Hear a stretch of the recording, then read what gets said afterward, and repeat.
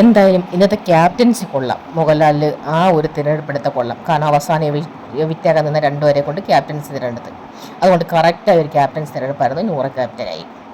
അതേസമയം എല്ലാവരോടും ചേർന്ന് തിരഞ്ഞെടുത്തെങ്കിൽ ഒരു സൈഡിൽ 4 പേര്, ഒരു സൈഡിൽ 3 പേര് ഏതെങ്കിലും കൊള്ളാത്തനെ പിടിച്ച് ക്യാപ്റ്റനാക്കിയാൽ ഇതെന്തായാലും കറക്റ്റായ ഒരു ഇതായിപ്പോയി. അതുപോലെ ജയിൽ ടാസ്ക് കൊള്ളാം. അക്ബറെ നെവിനെ ജയിലിലാക്കി. എനിക്ക് മനസ്സിലാവാത്തത് നെവിൻ്റെ ഭാഗത്ത് എന്താ ഇത്ര കുറ്റം? ഒരു പകലോ പാൽക്കവർ ഇട്ട് ഒരാൾ അറ്റാക്ക് വന്നെങ്കിൽ വീണ്ടും ചത്തുപോകുമോ? എനിക്കതൊന്നും നെവിൻ്റെ ഭാഗത്ത് പറയുന്നത്. നെവിൻ്റെ ഗെയിം കളിച്ചു. പക്ഷേ ഈ പാട്ട പെണ്ണുങ്ങൾക്ക് വേണ്ടി ഈ ഷാനവാസ് ഓടിപ്പോയി അവരോട് അങ്ങോട്ട് ചെന്ന് പിടിച്ചു പറിക്കാനും ഒക്കെ പോയിട്ടല്ലേ വീണത്. അതിലൊന്നും കാര്യമില്ല.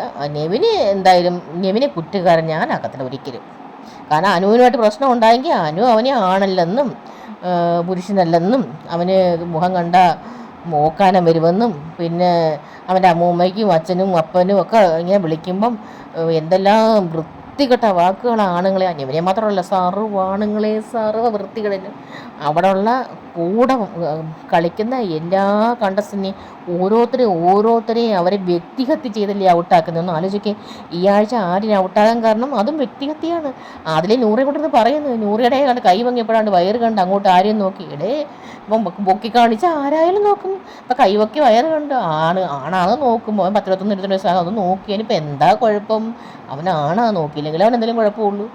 എന്തായാലും കൊള്ളാം. നല്ല രീതിയിൽ സത്യത്തിൽ ആര്യനുണ്ടല്ലോ നല്ല രീതിയിൽ ഗ്രാൻഡ് ഫിനാലല്ല അതിന് മുമ്പുള്ള ഗെയിം നല്ലോണം ജയിച്ച് വന്നിട്ട് പറഞ്ഞ് ഗ്രാൻഡ് ഫിനാലയിൽ എന്തോ സ്പെഷ്യൽ എന്തോ കൊടുക്കാമെന്ന്. ഗ്രാൻഡ് ഫിനാലേക്കുള്ള എൻട്രി അല്ല, എന്നിട്ട് ഗ്രാൻഡ് ഫിനാലെ ടാസ്ക്.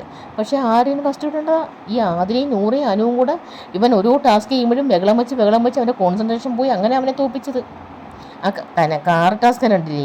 ഈ ആതിരയും നൂറയും കൂടെ അല്ലേ അനീഷിനെ ഔട്ടാക്കാൻ നോക്കുന്നത്. അപ്പം ഈ ആതിരയും നൂറയും ഒന്നായി കളിക്കാൻ വന്നവരാന്നെ ഒരുമിച്ച് ഒരേ പേയ്മെൻറ്റ് കൊടുത്താൽ മതി. ഇത് രണ്ടാക്കി സെപ്പറേറ്റ് ആക്കി എന്നിട്ട് ഒരുമിച്ച് ഇന്ന് ഗെയിം കളിക്കുന്നത്. എന്നിട്ട് രണ്ടുപേർക്കും വെറുതെ പേയ്മെൻറ്റ് കൊടുക്കണം. അതൊക്കെ എന്തൊരു ന്യായമാണ്? അങ്ങനെ 2 കണക്ഷൻ്റെ ഒന്നിച്ച് കളിക്കുകയാണെങ്കിൽ ഇവൻ എല്ലാവരെയും ഹസ്ബൻഡിനെയും വൈഫിനെയും അച്ഛനെയും അമ്മയും കൂടെ അങ്ങ് കയറ്റിക്കൂടായിരുന്നു. ഈ വർഷത്തെ ബിഗ് ബോസിൻ്റെ തീരുമാനമൊന്നും അത്ര കറക്റ്റൊന്നുമല്ല, വളരെ മോശമായ തീരുമാനങ്ങൾ.